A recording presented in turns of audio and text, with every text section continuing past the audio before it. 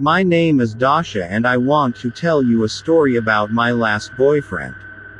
We met at university. We accidentally bumped into each other in the hallway. He asked me to go for coffee with him and I agreed. He told me his name was Norman. We talked about this and that. He was handsome and witty. I was very attracted to him and before long, we were dating. Norman was very sensitive and caring guy, not like my previous boyfriends. It was like he was from another planet. He was always interested in what I wanted, always concerned about my needs, but at the same time he was very masculine. I felt safe with him. Everything was fine at first. It was my friend's birthday and our whole group gathered in a bar to celebrate. I was excited because I brought Norman and I wanted to introduce him to everyone. Sitting at the table, we were having fun, drinking and laughing. Then some of the guys went outside to smoke and Norman went with them. They were gone for 5 minutes and when they returned, I was approached by my friend Simon. "Dasha, I think there's something wrong with this Norman guy," he said. "What do you mean?" I asked. "Well, he's kind of strange. He started talking about his mother, saying really weird things. Then he started giggling like an idiot for no reason. He's not normal." "Norman. Not normal. Are you sure?" I said. Of course, I spoke with Norman about it, but he denied everything. He said my guy friends were just jealous of our relationship and they were trying to drive a wedge between us. I believed him, especially since Simon had asked me out on a date one time and I had to turn him down. It was possible that he just wanted to turn me against Norman and get rid of his competition. But the more time I spent with Norman, the more I started to notice some strange behavior. Sometimes, he would get a far-away look in his eyes and go silent for a few minutes. Then he would start talking again as if nothing had happened. And he began to call me Mommy. I put up with his little eccentricities, because everything else in the relationship was wonderful. And then something happened. It was like a bolt from the blue. One day, he kidnapped me. We at my house and my parents were out. I went upstairs to get something. All of a sudden, I felt him grab me from behind and he put a handkerchief over my nose and mouth. It was soaked in some kind of chemical and within seconds, I blacked out. When I woke up, I was in some shabby apartment with a dirty rag stuffed in my mouth. My arms and legs were tied to the bed and I had a terrible headache. Norman came in. He put his finger to his lips and pulled the rag from my mouth. I immediately screamed and Norman slapped me across the face really hard. "Don't you dare cry," he growled. "My mother never cried." "Okay." He untied my hands and gave me a withering look. He told me that if I tried to run away, things would only get worse. Norman took me into the kitchen and sat me down at the table. He put a plate of food in front of me and told me to eat. All this time, he did not take his eyes off me for a second, so I just did as I was told. When I looked into Norman's eyes, I could see he was a complete psycho. How could I have not seen this in him before? He smiled at me, as if everything was normal. "How are things at work, Mommy?" he asked. I had no other choice but to play along with him. "All good," I replied. "So, we'll go on holiday together next week." "Of course," I mumbled.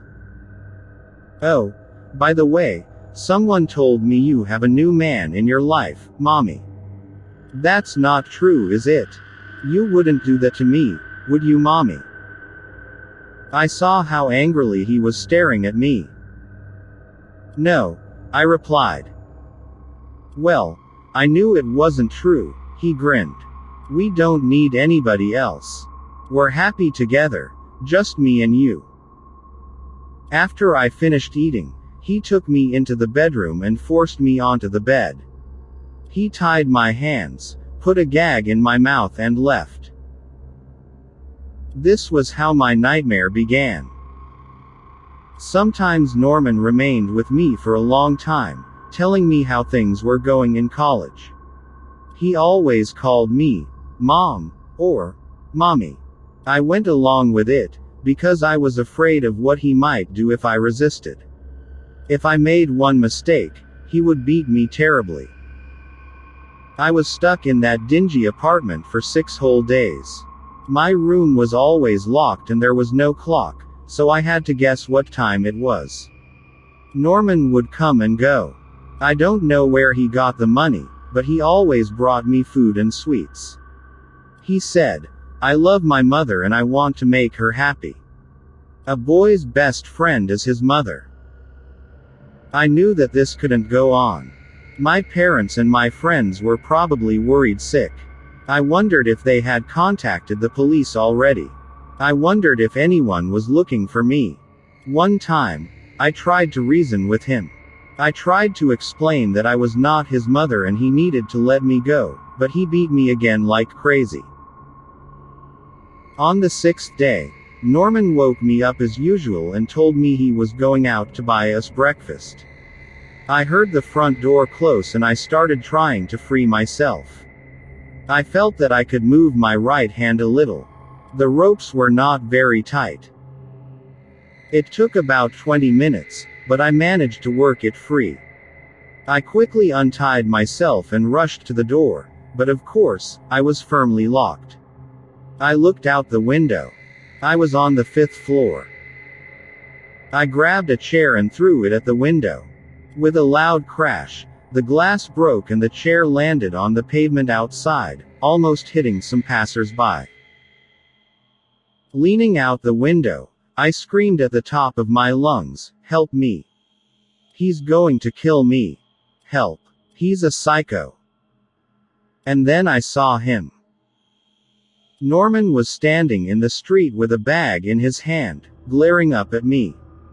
By the look in his eyes, I knew the only thing he wanted now was to kill me. People were gathering under the window, so my crazy boyfriend just turned and ran off. 10 minutes later, a police car arrived. The officers broke down the door and rescued me. I will never forget the look in my parents' eyes when they took me home. I spent the rest of the night weeping uncontrollably. It turned out that the police were already looking for Norman. He was on the run from the authorities long before he met me. He was wanted for a double murder. His name wasn't even Norman, it was Ed, and he was actually 30 years old. He had a history of mental illness and had been in and out of insane asylums for most of his life. 2 years before, he had been living with his mother. He was completely obsessed with her. His mother was dating a man and she brought him home with her one night. When Norman caught them together, he flew into a violent rage. He beat both of them to death with a hammer and then just disappeared. I hope the police will find him soon, because until they do, I am too scared to leave my house. If you want my advice, be careful who you date. I'm not Martin. It was the end of October and a young boy named Sean was in hospital. He should have been picking out a Halloween costume and enjoying himself with his friends, but instead, he was stuck in a hospital, waiting to have his tonsils removed. His parents spoke to the receptionist and a nurse led them down the hallway to the room where Sean was going to be staying. The lime green walls were all decorated with orange and black streamers, white skulls and paper cutout pumpkin heads. When they reached the hospital room, they heard a big commotion. There was a boy lying in one of the beds and he was screaming, "I'm not Martin. I'm not Martin." Quote. 2 other nurses were trying to calm him down. One held a big syringe and the other prepared his arm to give him an injection. They pulled the curtains around his bed.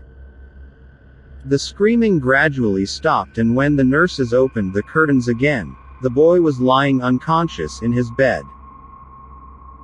Sean was curious and asked the nurse what was wrong with the boy. "He's having his left leg amputated in the morning," she said. "The poor boy is so nervous about it that he is trying to convince us that he's not himself. He thinks if he says he's not Martin, he won't have to have the operation." "Are you sure you have the right person?" Sean asked. "Of course," replied the nurse. "His name's Martin. It's right there on his chart." Sean's parents left and he sat on the edge of his bed, reading a book. Another nurse came around with a trolley to serve dinner, but he could only stoach a few mouthfuls. The hospital food was disgusting. He lay on the bed for a while, staring at the ceiling. He was bored out of his mind. Just then, he noticed that Martin was waking up. "Hey Martin," he said, "my name's Sean. I'm your new roommate." "I am not Martin," the boy groaned as he rubbed his head. Sean tried to have a conversation with him, but the boy was irritated and didn't want to talk. He just sat there, silently brooding. At 10 o'clock, a nurse came in and told them it was time to go to sleep. She said goodnight to them and turned off the lights. Just before the lights went out, Sean noticed the other boy staring at him with an odd look on his face. He soon dozed off, but his sleep was haunted by strange dreams. When Sean woke up the next morning, there were two doctors leaning over his bed. "Let's go, Martin," said one of them. "It's time for your surgery." Sean was confused. "What? But I'm not Martin," he replied. "The nurses warned us about you," the other doctor replied. "They told us you'd say that." "You're making a big mistake," Sean insisted. "I'm telling you, I'm not Martin." One doctor reached out and checked the medical chart at the end of his bed. "Of course you are," he replied. "It says so right here on your chart." "That's not right," Sean screamed. "Somebody must have switched them." He started to struggle, but the doctors held him down and put him in a straitjacket. As they placed him in a wheelchair and took him away, Sean was still screaming, "I'm not Martin. I'm not Martin." The last thing he saw as they wheeled him out the door was the smiling face of the real Martin.